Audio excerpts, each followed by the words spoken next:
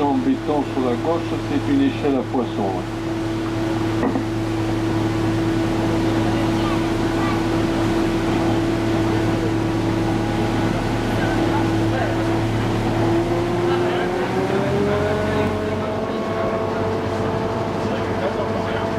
La falaise en face de nous où est adossée la ville ancienne de Terrasson s'appelle la falaise du Malpas. Elle date de 200 millions d'années, cette falaise, et ce nom Malpas lui vient de l'époque des Gabariers. C'est vrai que le virage que forme la Vézère au pied de la falaise était un endroit dangereux pour les Gabariers. Difficile à passer, donc ils appelaient ces endroits-là des Malpas. Les ponts neufs, un pont qui a été construit en 1833, et qui a permis de lier définitivement Terrasson d'un côté à la Ville-Dieu de l'autre pour ne faire justement que Terrasson à Ville-Dieu. Et ce rattachement s'est fait en 1963.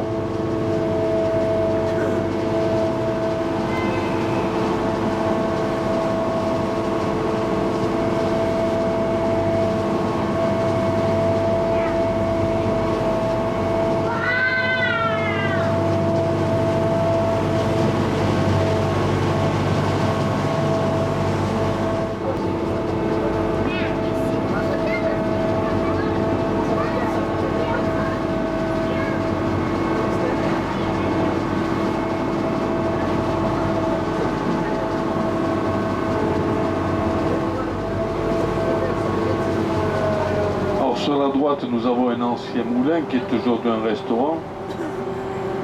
C'est un moulin qui a également été construit par les moines au XIe siècle, à peu près la même période que le pont.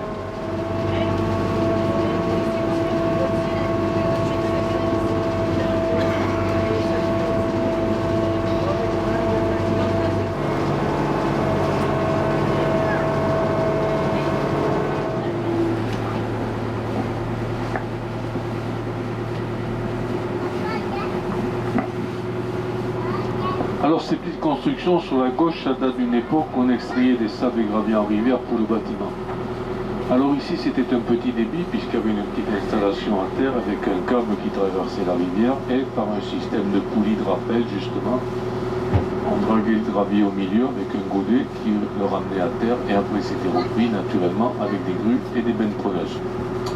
Alors on a procédé à des extractions de sable et gravier en rivière, comme ça c'était pour le bâtiment, complètement au début des années 50, 1950. Et on a été jusqu'en 1988, 1990 à peu près, puisqu'après, il y a une loi qui est passée qui interdit le dragage en rivière pour la protection justement de la faune et de la flore.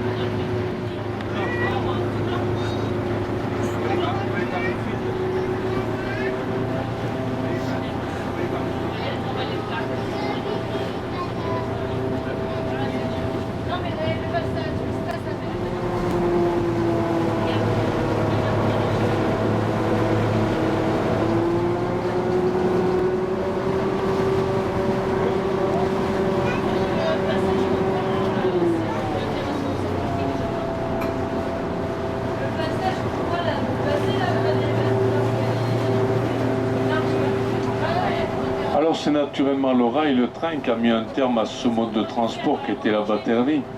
Le train est arrivé sur Libourne en 1852 et Brive et Terrasson en 1860. Alors c'est vrai qu'à partir de ce moment-là, on a vu beaucoup moins de bateaux sur la Vézère, mais il y en a quand même quelques-uns qui ont continué, puisque la dernière gabarre qui a été recensée à Terrasson, ça a été en 1937.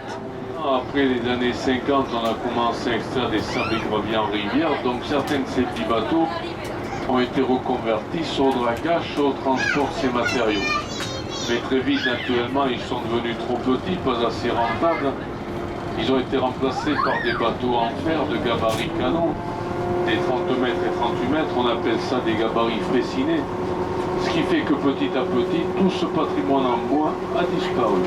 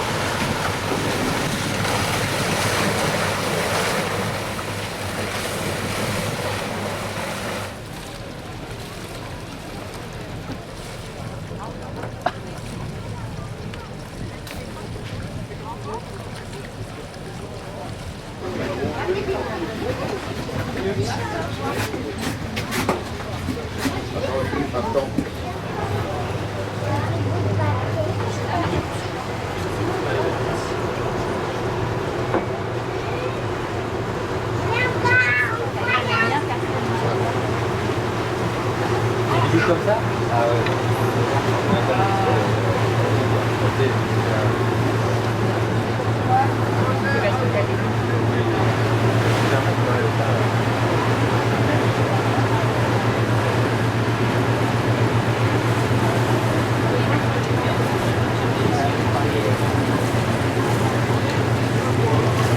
Bonjour à tous et bienvenue à bord de Gabon Norbert.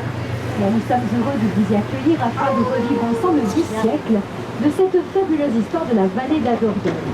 Notre promenade d'une distance de 6 km et demi va durer environ 55 minutes. Dans un premier temps, Jean-Pierre, notre capitaine, va nous faire remonter un petit peu la Dordogne avant d'effectuer un demi-tour, ce qui nous permettra ensuite d'avoir un magnifique panorama sur le village de la Roque-Gajac. L'origine du nom de la Dordogne ne provient pas de deux ruisseaux, la Dor et la Dogne, comme une certaine légende a voulu le laisser croire très longtemps, mais plus certainement et moins poétiquement du celle de Dourouna, ce qui signifie eau rapide.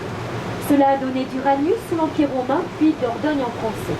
Cette Dordogne, elle prend sa source dans le massif central à 1727 mètres d'altitude, et elle va parcourir 475 km pour rejoindre l'océan Atlantique, ce qui représente environ 300 km à vol d'oiseau.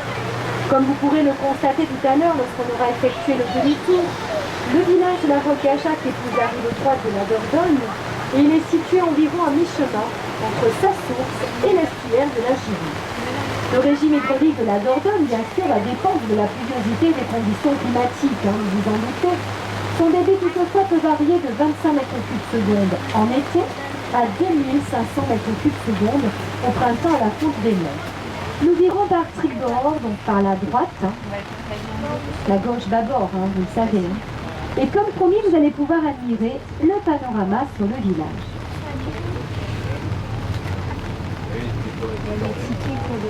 La Roque-Gageac est aussi ancien que mystérieux. En effet, ce magnifique petit village implanté au pied de la falaise et qui semble prêt à s'échouer dans le dos de la Dordogne, il a été occupé par les hommes dès la préhistoire. Mais l'occupation réellement connue du site date du 9e siècle avec la remontée des eaux par les Normands. Si vous regardez au milieu de la falaise, vous allez voir des ruines. Il s'agit là d'une trace du passage des Vikings, puisque nous savons de manière certaine qu'ils remontaient les eaux de la Dordogne. Et les villageois, pris par surprise, allaient se réfugier dans cette cavité de la paroi qui deviendra un fort troglodytique.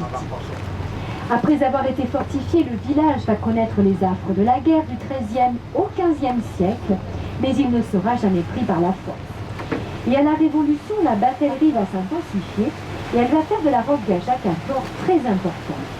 Et ce sont là 6000 mètres cubes de rochers qui se sont effondrés sur le village, écrasant à leur passage 12 maisons. Vous l'avez compris, toutes celles que nous allons voir maintenant en première ligne, elles ont été rebâties depuis. Voilà, est-ce que vous voyez les traces des toitures? Là, on y voit bien maintenant, on va arriver devant.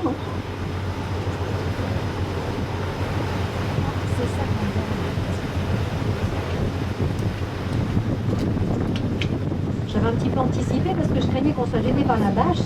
En fait, il ne pleut plus, donc c'est mieux comme ça.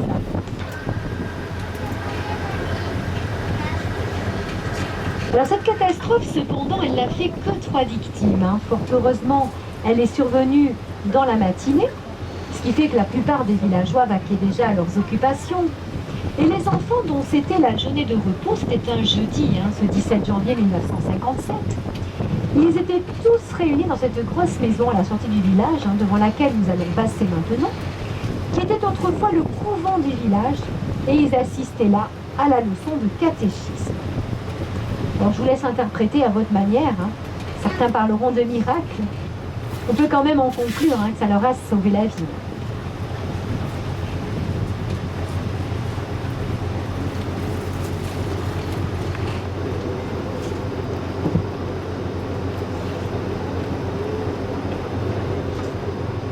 C'est un ouvrage néoclassique dans un style Renaissance du XVIe siècle et qui fut construit à la fin du XIXe siècle par une famille d'illustres diplomates français. Ce château n'a que 100 ans. Et si vous regardez la terrasse avec les 2 arcs en ogive, il s'agit là de la maison d'origine autour de laquelle le château fut ensuite construit. Il est privé, il ne se visite pas, il est tout simplement habité par ses propriétaires. Nous voyons ensuite 2 petites maisons jumelles du XIVe siècle qui, elles, sont connues pour avoir été les anciennes léproseries de la Roque-Gageac. Elles sont situées à l'extérieur du village, bien sûr, pour éviter tout risque de contagion.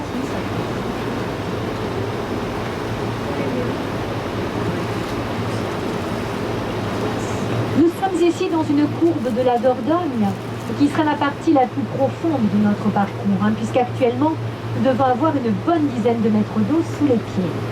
Ça ne sera pas le cas partout, c'est ce qui fait un petit peu la particularité de la Dordogne.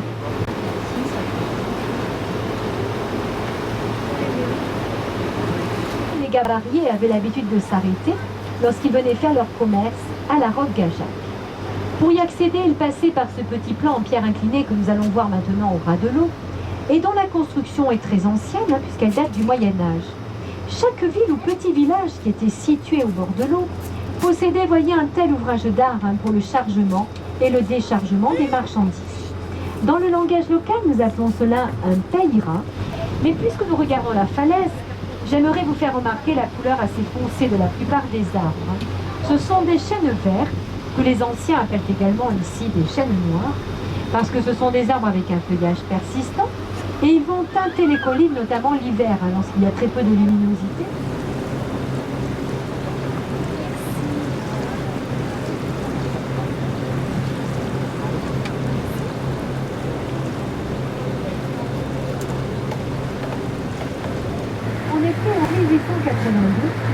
chemin de fer fera son apparition à Sarlat. Et comme 4 ans auparavant, le fleuve Véra avait ravagé tout le territoire, ça sera la fin de la navigation financière pour une moyenne. Notre gabarre régionale de la petite construction, elle a fait la petite bien sûr retrouvée du coup en fort niveau de décidement du même de l'intérieur.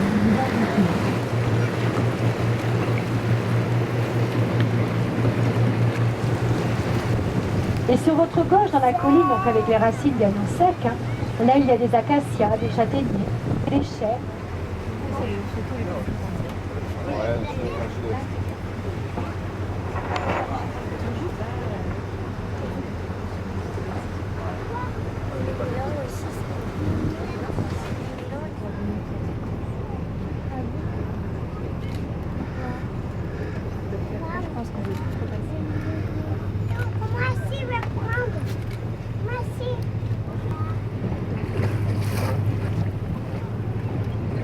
Tu peux être avec eux?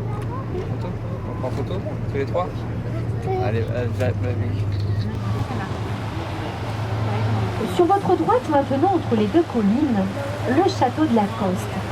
Ce château de Lacoste, il apparaît au XVIIIe siècle et il fait partie de la liste des 1001 châteaux que compte le Périgord. Il est également privé, comme la plupart des châteaux en Périgord. Celui-ci ne se visite pas, mais on peut avoir accès à ces jardins à la française. À ce propos, d'ailleurs, il y a un petit peu plus loin en aval une fabrique de caviar qui en produit chaque année une bonne dizaine de tonnes. Et on a jumelé la Dordogne et la rivière Jacques-Cartier du Québec.